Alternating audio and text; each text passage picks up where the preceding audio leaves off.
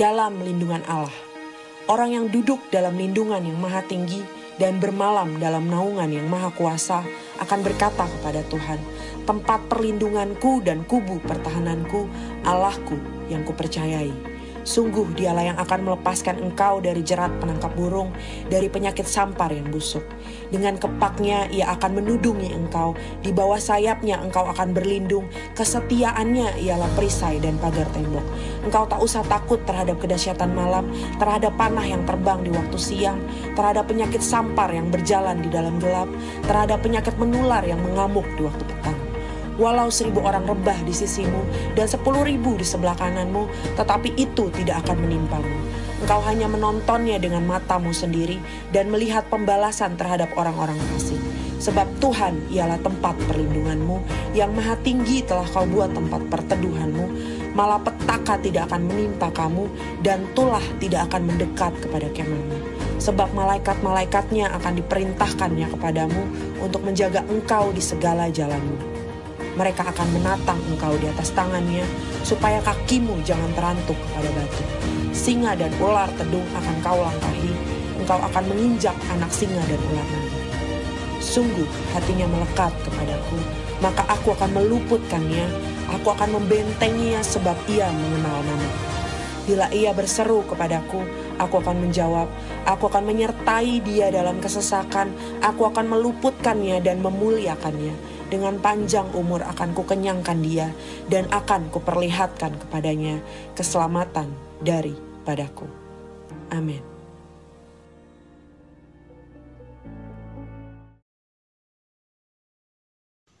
Apa yang dimaksud dengan Pentakosta ketiga? 1. Pentakosta ketiga adalah pencurahan Roh Kudus yang dahsyat di zaman ini, melebihi yang terjadi di Azusa Street.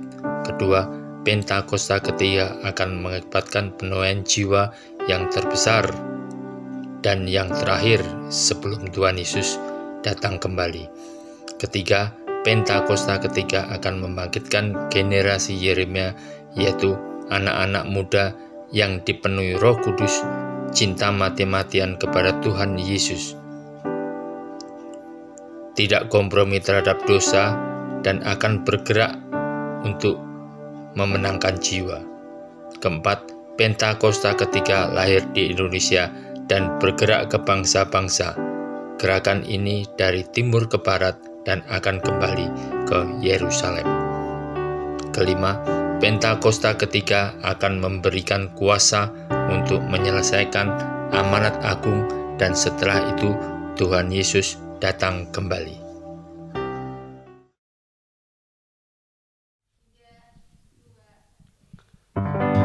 Haleluya, shalom, shalom. Apa kabar semua yang di rumah? Saya percaya hari ini berkat Tuhan, kasih Tuhan, mujizat Tuhan tercurah lebih lagi untuk setiap kita. Amin, amin, haleluya. Mari kita sama-sama kita berdoa. Bapa, kami bersyukur untuk hari ini Tuhan. Kami percaya Tuhan, perkenanan-Mu Tuhan, rencangan-Mu, kuasa-Mu terus Kau curahkan di tengah-tengah kami. Terima kasih Tuhan. Tutup bungkus kami dengan kuasa darah-Mu Tuhan. Di dalam nama Tuhan Yesus, di dalam nama Tuhan Yesus. Terima kasih Tuhan. Terpujilah nama-Mu, terpujilah nama-Mu Tuhan. Haleluya, haleluya. Amin. Tepuk tangan yang meriah lebih lagi untuk Yesus. Haleluya, haleluya, haleluya. Amin. Mari Tuhan, kita memuji Tuhan. Kita bangkit lebih lagi untuk nama Tuhan. Haleluya, amin. Amin. Bangkit gereja Tuhan sekarang.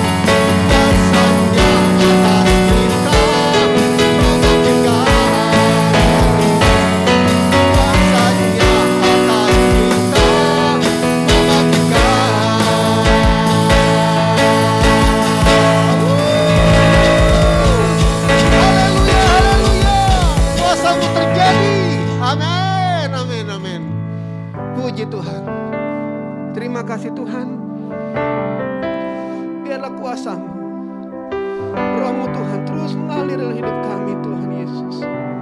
Terima kasih Tuhan, Engkau baik, Engkau sangat baik untuk kami semua. Oh Yesus,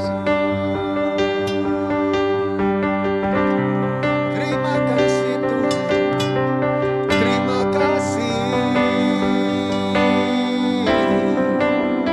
Roh-Mu bekerja, Roh-Mu mengalir Tuhan Yesus. Haleluya.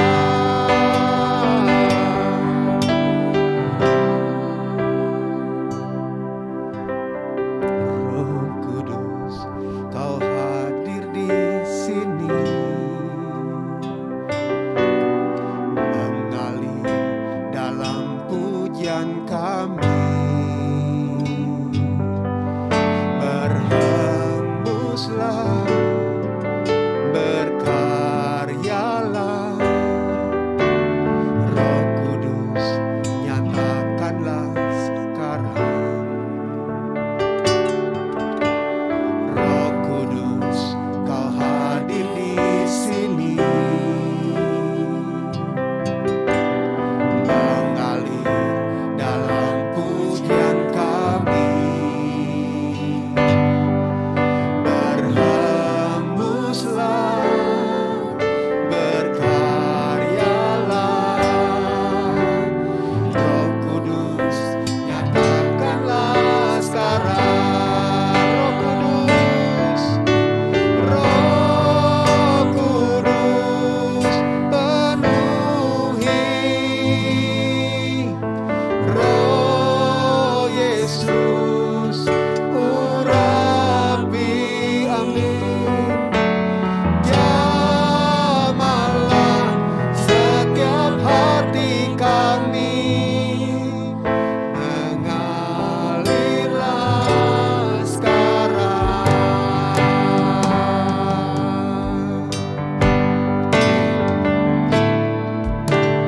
Roh Kudus, Kau hadir di sini, mengalir dalam pujian kami, amin. Berhembuslah, berkaryalah, Roh Kudus, nyatakanlah sekarang, amin. Roh Kudus, Kau hadir di sini, amin. Mengalir dalam pujian kami, berhembuslah, berkaryalah, Roh Kudus, nyatakanlah sekarang. Katakan, buka hatimu. Roh Kudus, penuhi, Roh Yesus, urapi, jamalah setiap hati kami, mengalirlah sekarang. Roh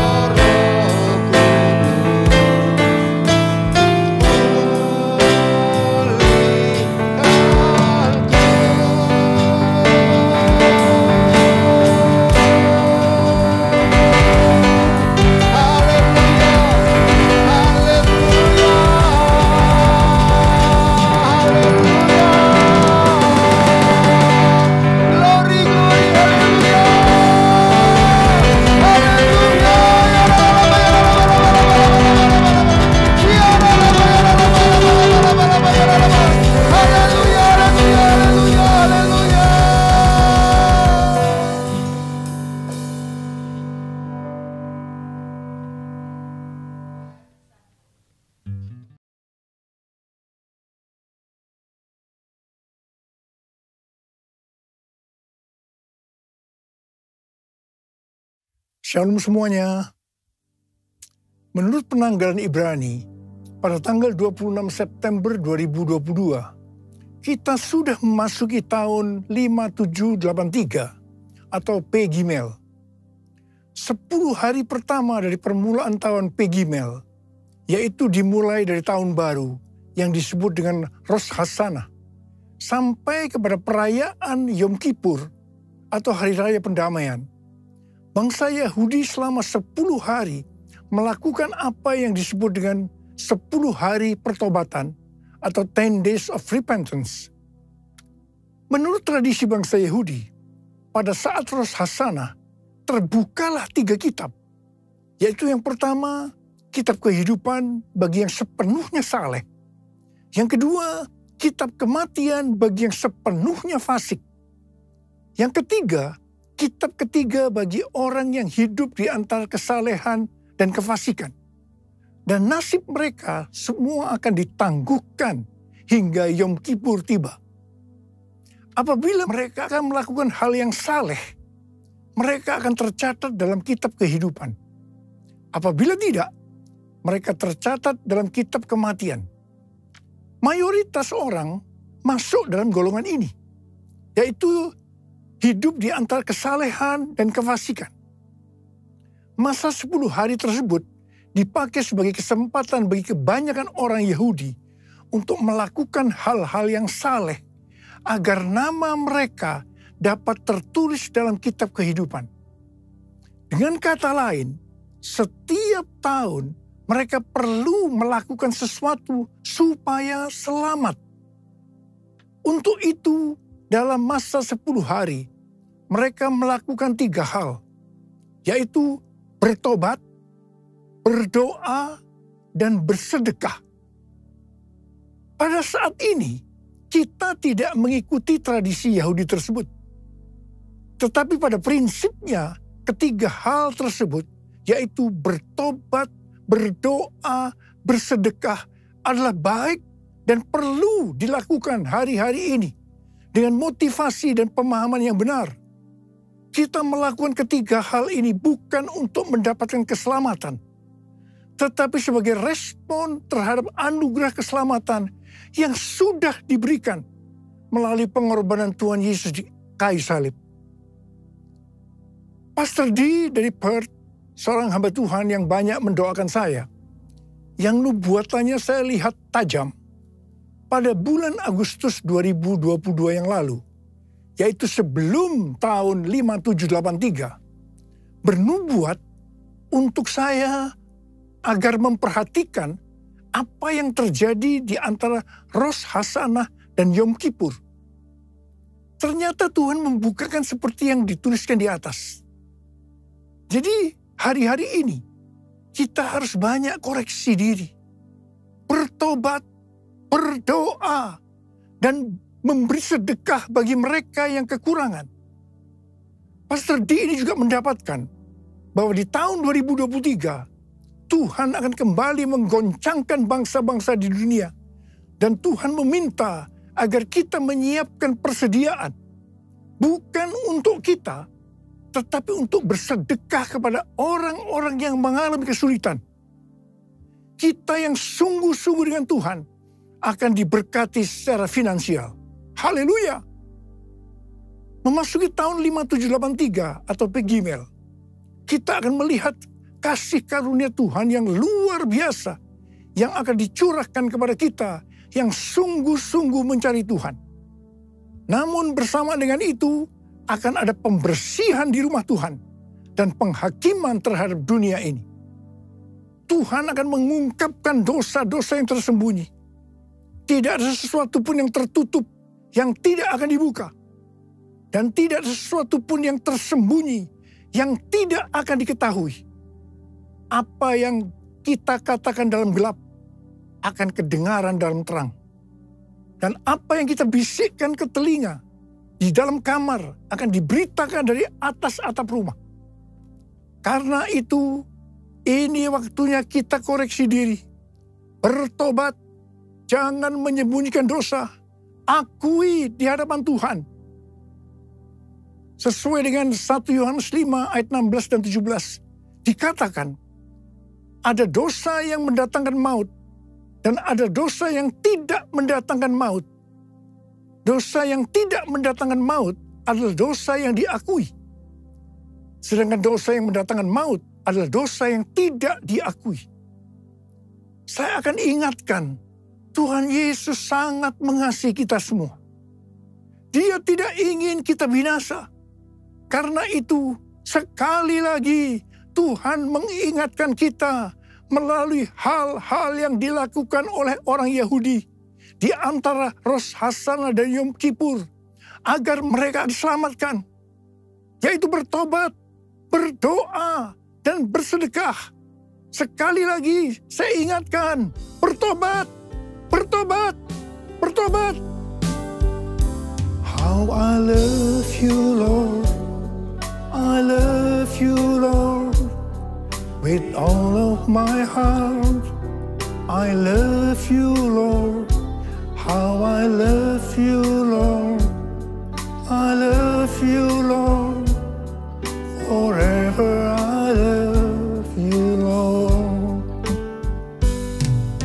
Jesus, Jesus, you are the one I love. Jesus, Jesus, forever I love you, Lord. Forever I love you, Lord. Forever I love you, Lord. Pada tanggal 12 sampai dengan 14 Oktober yang lalu, ada konferensi Pentakosta sedunia atau yang disebut dengan Pentecostal World Conference di Seoul, Korea Selatan. Pentecostal World Fellowship adalah salah satu aras dunia untuk aliran Pentakosta. Dengan Billy Wilson sebagai chairman. Billy Wilson juga adalah co-chair Empower 21 dan presiden dari Oral Roberts University. Tema dari konferensi ini adalah Pentecostal Revival in the Next Generation yang diselenggarakan oleh Yoido Full Gospel Church. Ini adalah gereja yang didirikan oleh almarhum Yong Hee Cho dan sekarang sebagai gembala sidangnya adalah Yong Hun Lee. Pada tanggal 14 Oktober 2022, jam 10 sampai jam 12 siang, diadakan KKR doa di dekat DMZ Peace Park yang berada di perbatasan Korea Selatan dan Korea Utara.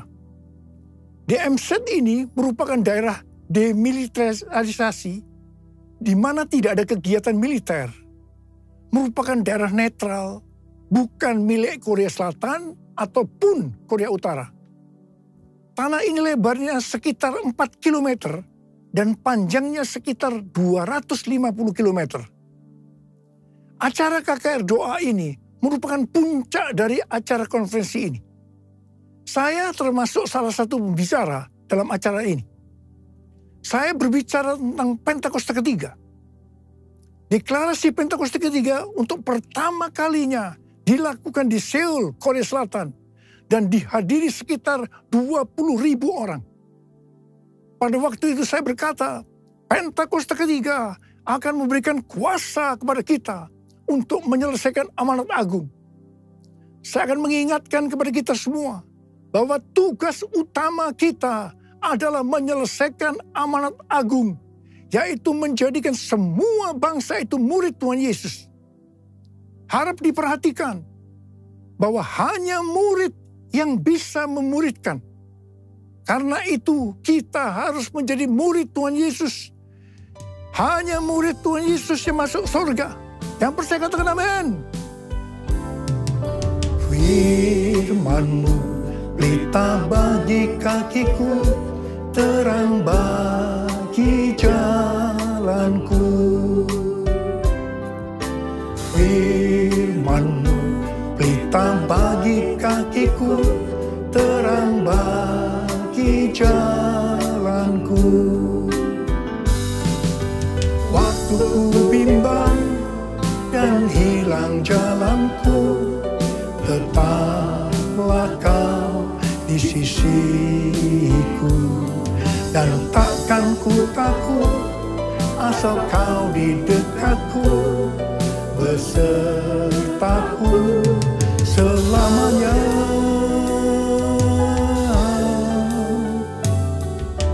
Firman-Mu pelita bagi kakiku, terang bagi jalanku,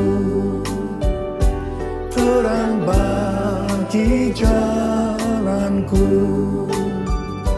terang bagi jalanku.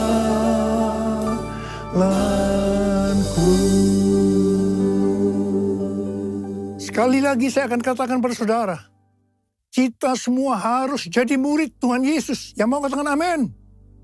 Hal-hal yang harus diperhatikan kalau kita mau menjadi murid Tuhan Yesus.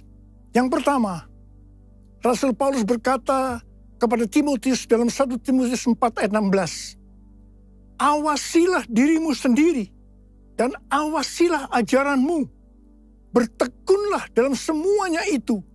Karena dengan berbuat demikian, engkau akan menyelamatkan dirimu dan semua orang yang mendengar engkau.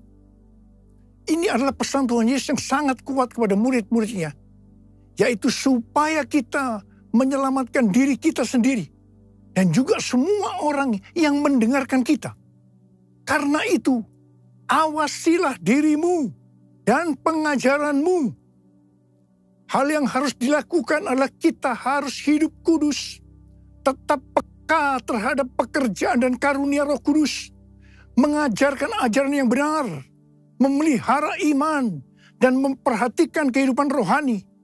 Semua harus dilakukan dengan tekun. Yang kedua, Rasul Paulus juga berkata dalam 1 Korintus 9 ayat 26 dan 27. Bahwa aku bukan pelari yang tanpa tujuan. Dan juga bukan petinju yang sembarang saja memukul.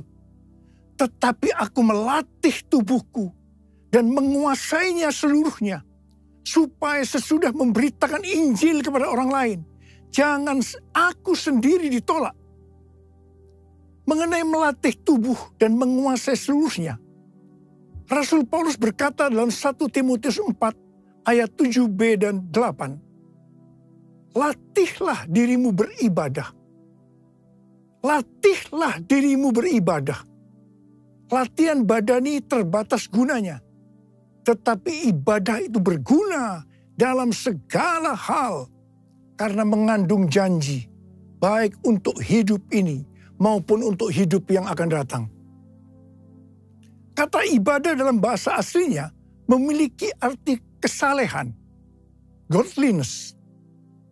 Dalam terjemahan Alkitab New International Version atau NIV dikatakan, train yourself to be godly. Latihlah dirimu menjadi saleh. Kata godliness atau kesalehan ini muncul sebanyak 15 kali dalam Perjanjian Baru. Di mana 11 kali terdapat dalam surat Rasul Paulus kepada anak-anak rohaninya, yaitu Timotius dan Titus. Ini berarti pesan kesalehan adalah sesuatu yang sangat penting untuk disampaikan seorang bapak rohani kepada anak-anak rohaninya. Tuhan lewat para bapak rohani memerintahkan kita untuk melatih diri kita supaya menjadi saleh lewat ibadah yang kita lakukan. Saya pribadi sebagai bapak rohani juga sangat menekankan untuk melatih diri supaya menjadi saleh lewat ibadah yang kita lakukan. Hal ini juga sejalan dengan firman Tuhan dalam 2 Petrus 1 ayat 5-7 yang berkata, kamu harus dengan sungguh-sungguh berusaha untuk menambahkan kepada imanmu kebajikan. Dan kepada kebajikan pengetahuan.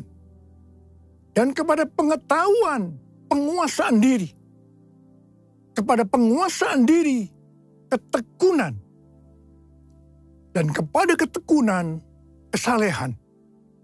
Dan kepada kesalehan, kasih akan saudara-saudara seiman. Dan kasih kepada saudara-saudara seiman, kasih akan semua orang. Selanjutnya dikatakan, apabila kita melakukan dengan berlimpah-limpah, kita akan giat dan berhasil dalam pengenalan kita akan Tuhan Yesus Kristus.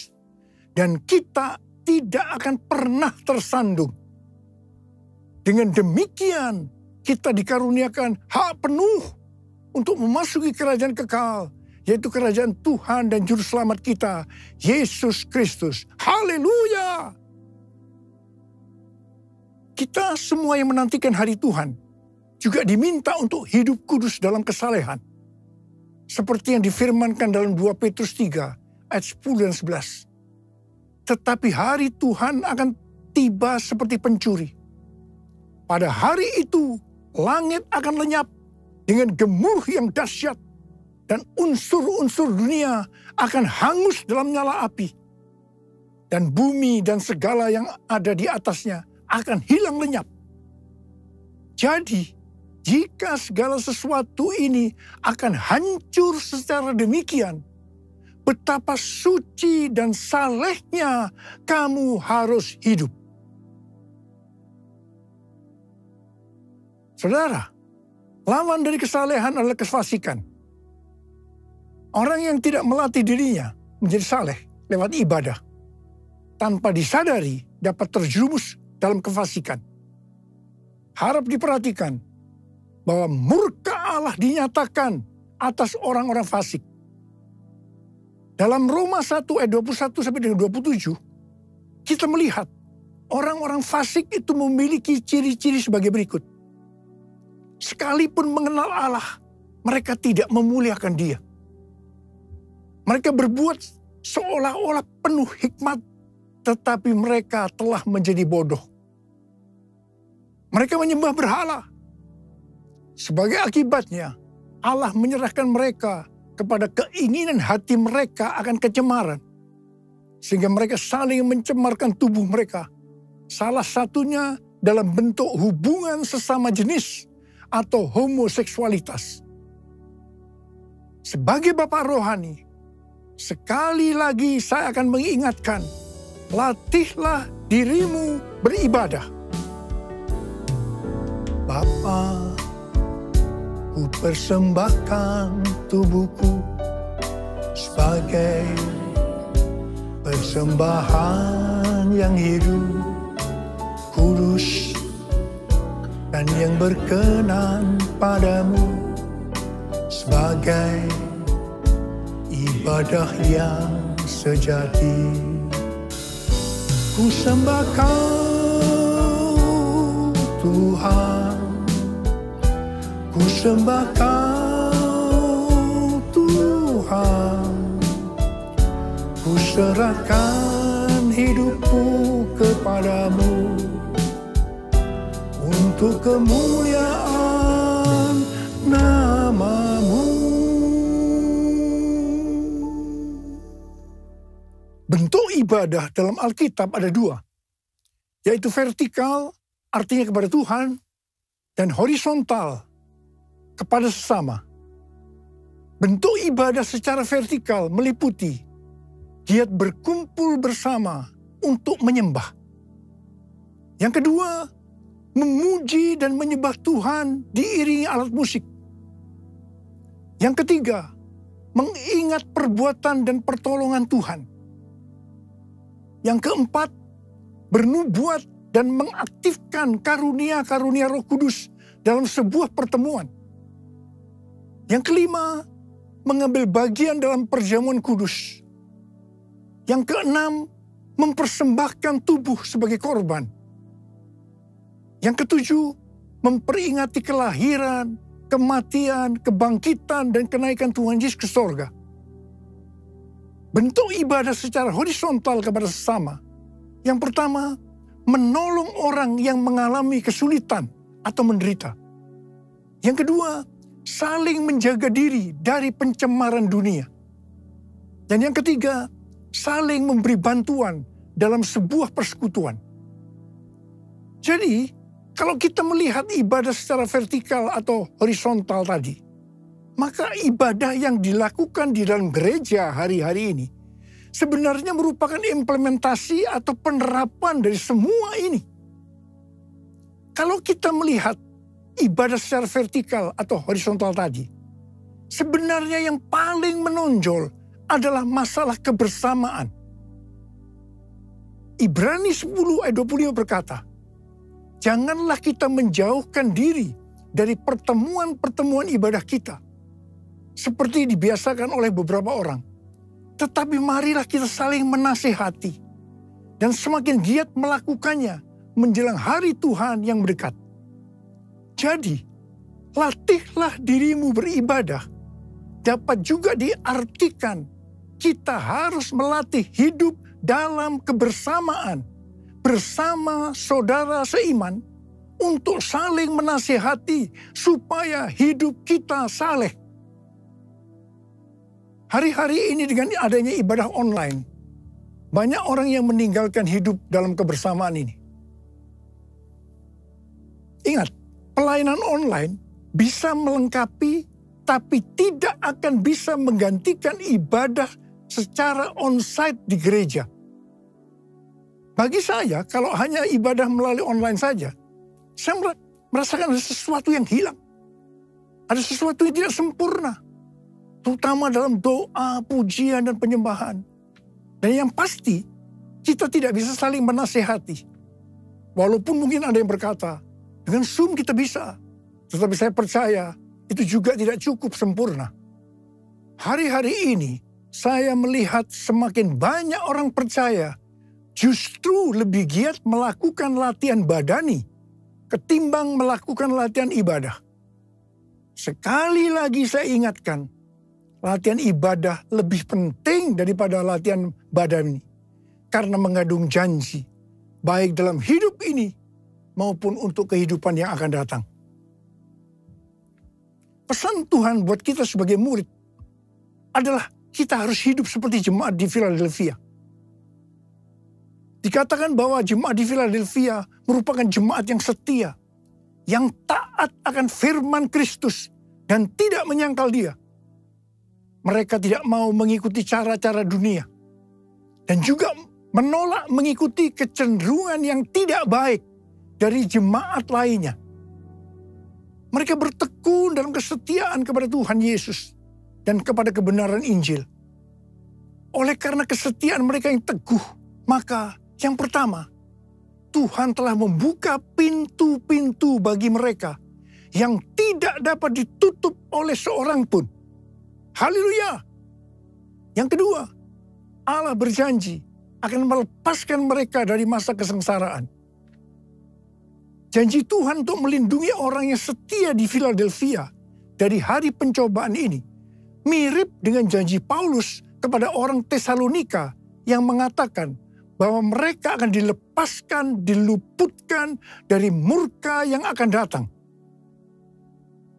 Hari pencobaan ini merupakan penghukuman terhadap dunia ini melalui pembukaan-pembukaan meterai-meterai, peniupan sangkakala, dan pencurahan cawan murka Allah. Ini sangat-sangat mengerikan.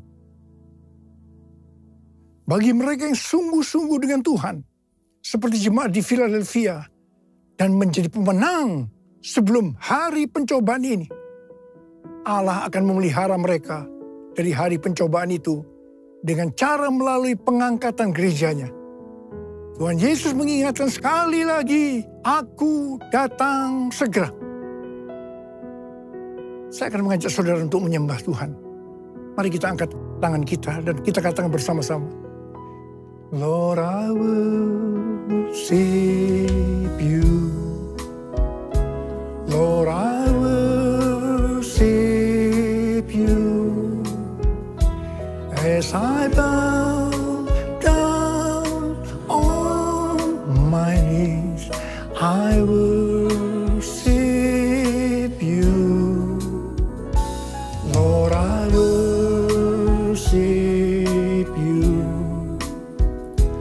Lord, I worship you.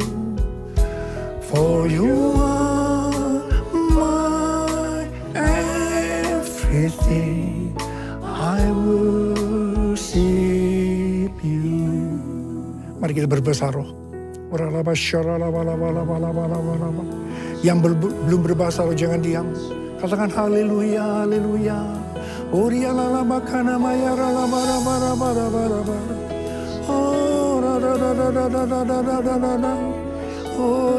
Tuhan, ya Tuhan. Oh ya Abba, ya Abba, ya Abba, ya Abba. Engkau melihat anak-anakmu sedang mengangkat tangan menyembahmu saat ini, ya Abba. Urapi kami semua, urapi kami semua. Urapi kami semua agar kami mengerti Tuhan. Mengerti apa yang harus kami lakukan ke depan ini, ya Abba.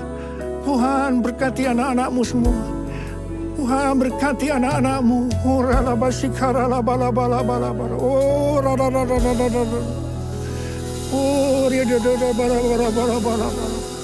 as I bow down on my knees, I worship you.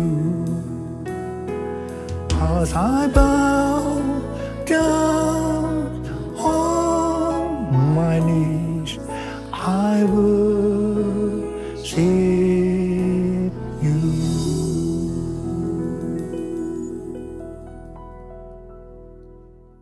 Mari, saudara-saudara, kita akan masuk dalam perjamuan kudus. Kita akan mengingat ayat ini.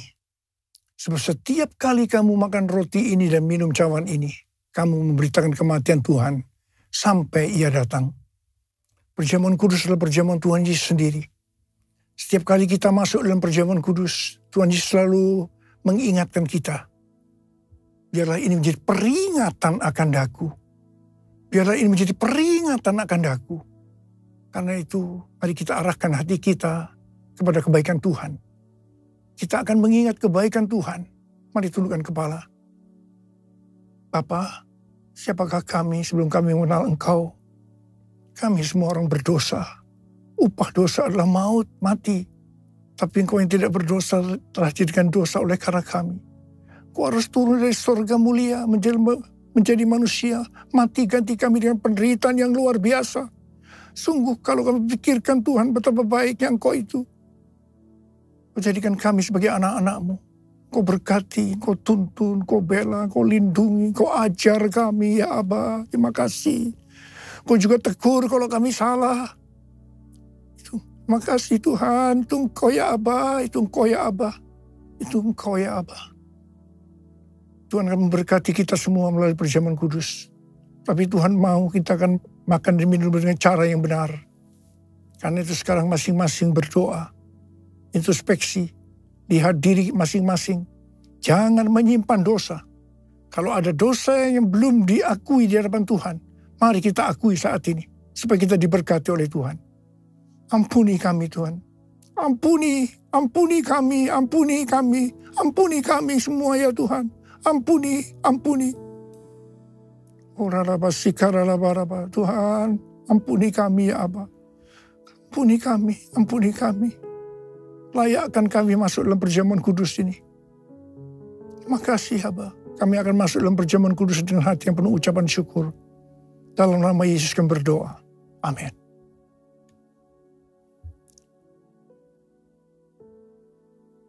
Sekarang mari angkat roti di tangan kanan kita tinggi-tinggi. Sebab apa yang telah kuteruskan kepadamu telah aku terima dari Tuhan. Yaitu bahwa Tuhan Yesus pada malam waktu ia diserahkan mengambil roti. Dan sesudah itu ia mengucap syukur atasnya. Dia memecah-mecahkannya dan berkata, inilah tubuhku yang diserahkan bagi kamu. Perbuatlah ini menjadi peringatan akan aku. Tuhan dikasih Tuhan. Bukankah roti yang kita pecah-pecahkan ini adalah persekutuan kita dengan tubuh Kristus? Mari kita makan dalam nama Yesus.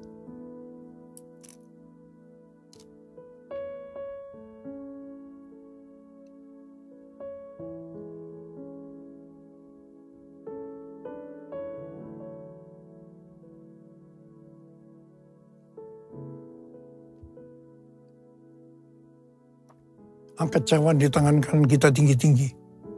Demikian juga yang mengambil cawan sesudah makan lalu berkata, cawan ini adalah perjanjian baru yang dimeteraikan oleh darahku. Perbuatlah ini setiap kali kamu meminumnya menjadi peringatan akan aku. Saudara dikasih Tuhan, bukan pengucapan syukur, yang atasnya kita ucapkan syukur, adalah persekutuan kita dengan darah Yesus. Mari kita minum dalam nama Yesus.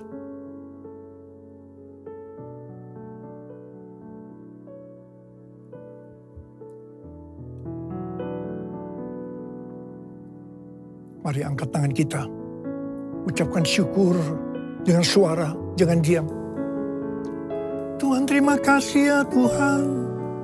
Terima kasih ya Tuhan. Terima kasih.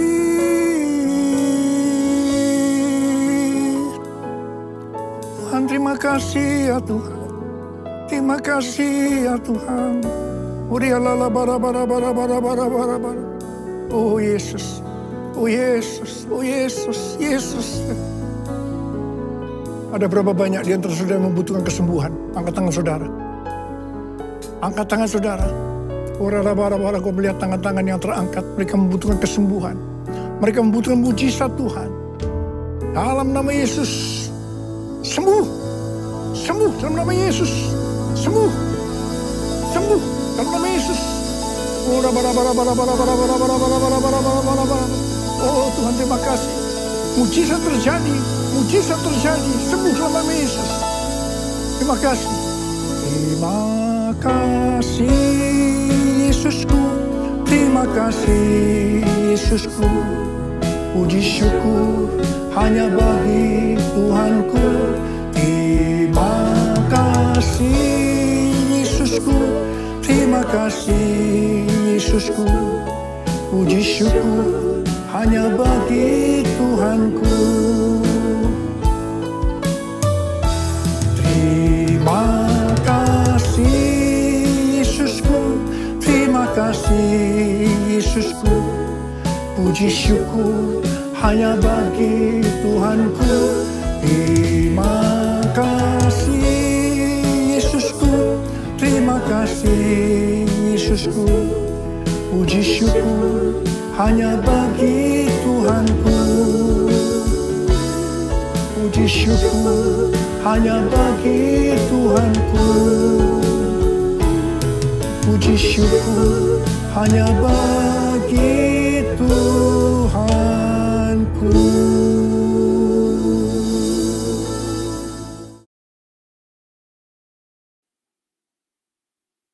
Mari kita berdoa.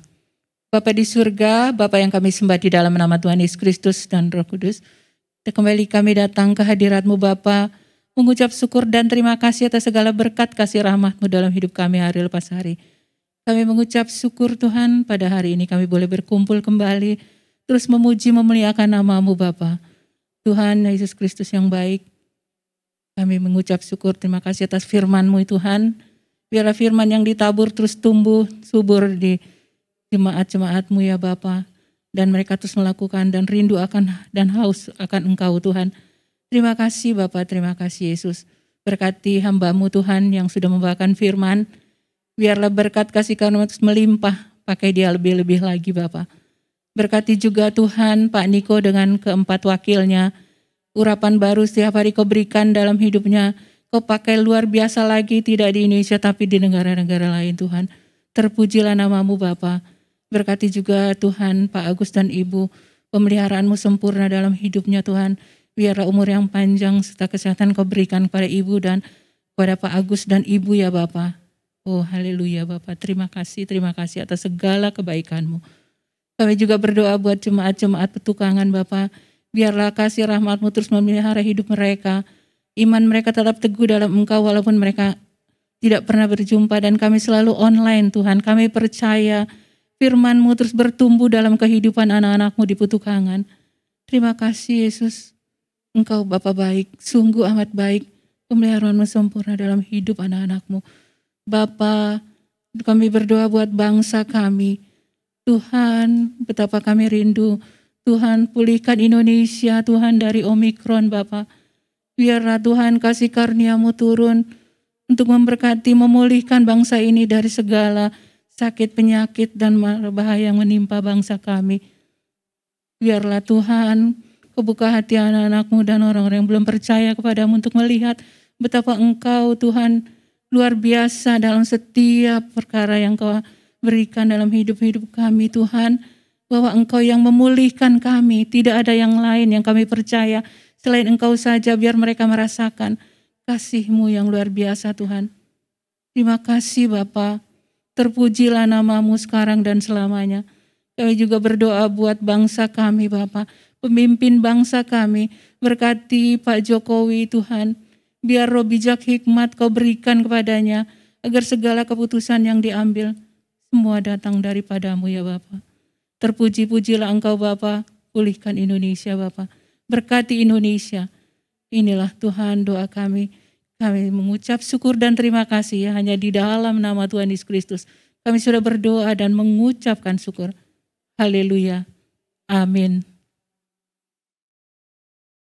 Sekarang terimalah berkat Tuhan. Kasih karunia yang berlimpah-limpah daripada Allah Bapa dalam Anak yang tunggal, Yesus Kristus. Persekutuan yang manis dengan Roh Kudus menyertai saudara sekalian mulai hari ini. Sampai Tuhan sudah datang menjemput kita di awan-awan dan bahkan sampai selama-lamanya. Yang percaya bersama-sama katakan, Amin.